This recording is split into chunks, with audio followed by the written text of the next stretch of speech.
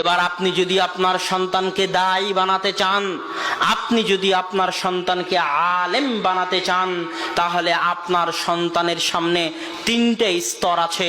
এই তিনটে স্তর অতিক্রম করলে আপনার সন্তান দায়ী হবে, আপনার সন্তান আলেম হবে। এই স্তরটুকু সংক্ষেপে বলে আমরা আবার ফিরে আসতেছি। 1 নাম্বার স্তর হচ্ছে কোরআন পড়তে জানা, রিডিং, আলিফ বা তা সা রিডিং পড়তে জানা। 2 নাম্বার স্তর হচ্ছে কোরআন বা আরবি ভাষা জের জবর পেশ ছাড়া পড়তে পারা। আরবি ভাষাতে জের জবর পেশ কোনোদিন ছিল না। বাংলাতে যেমন আপনারা হিস্সিকার দীর্ঘিকার আকার একার ব্যবহার করেন, কল্পনা করেন আরবি ভাষাটা এইরকম আকার একার হিস্সিকার দীর্ঘিকার ছাড়াই একটা ভাষা, যেখানে হিস্সিকার দীর্ঘিকার লেখা হয় না। যখন অনারবরা এই দীর্ঘিকার হিস্সিকার ছাড়া পড়তে পারলো না, তখন হাজ্জাজ বিন ইউসুফ জের জবর পেশ আবিষ্কার করলেন যাতে অনারবেরা পড়তে ভুল না করে।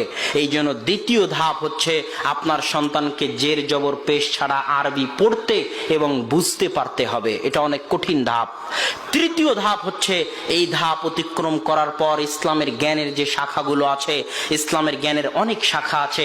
ফিকহ আছে, উসুলে ফিকহ আছে, হাদিস আছে, উসুলে হাদিস আছে, তাফসির আছে, উসুলে তাফসির আছে, বালাগাত আছে, মান্তিক আছে, ফালসাফা আছে। এইরকম যত শাখা প্রশাখা আছে, সব শাখা প্রশাখার উপর তাকে মৌলিক জ্ঞান ওস্তাদের নিকট হাসিল করতে হবে, শিক্ষকের নিকট হাসিল করতে হবে। এতদূর পর্যন্ত পৌঁছে যাওয়ার পর, এটা হলো তৃতীয় ধাপ। এই ধাপ অতিক্রম করার পর আপনার সন্তানের সামনে আলেম হওয়ার রাস্তা এমনি খুলে যাবে, আলেম হওয়ার দুয়ার এমনি উন্মোচন হয়ে যাবে। সন্তানকে আলেম বানানোর ইচ্ছা পোষণ করা ভালো, উচিত। কেন? আলেমরাই রাসূল আল্লাহ সুবহানাহু ওয়া তাআলার ভাষা অনুযায়ী ইন্নামা ইয়াখশাল্লাহু মিন ইবাদিহিল উলামা, আল্লাহ সুবহানাহু ওয়া তাআলার বান্দাদের মধ্যে আল্লাহকে সবচেয়ে বেশি ভয় করে জ্ঞানীরা, আল্লাহকে সবচেয়ে বেশি ভয় করে আলেমরা। ইস্তাগফিরু লাহু, একজন তালেবুল ইলমের জন্য ক্ষমা প্রার্থনা করে। পানির নিচে থাকা হুত মাছ, পানির পেটে থাকা মাছ আর মাটির পেটে থাকা নামলা পিঁপড়া পর্যন্তই তালেবুল ইলমের জন্য ক্ষমা প্রার্থনা করে। তাজাউল মালায়েকা, মালায়েকা ফেরেশতারা আজনিহাতাহা, তাদের পর বিছিয়ে দেয় ওই তালেবে ইলমের সম্মানে। আপনি মারা গেলে কিছুই আপনার সাথে যাবে না, তবে 3টে জিনিস যেতে পারে। তার মধ্যে একটা ওয়ালাদুন সালেহ, যদি সৎ সন্তান রেখে যান। এখানে সৎ সন্তান বলতে গিয়ে আগের একটা কথা মনে পড়লো। ওই যে 5, 6, 7 বছরে আপনি আপনার সন্তানকে আদর্শ শিখাবেন বলছিলাম, ওখানে একটা কথা বলতে ভুলে গেছি।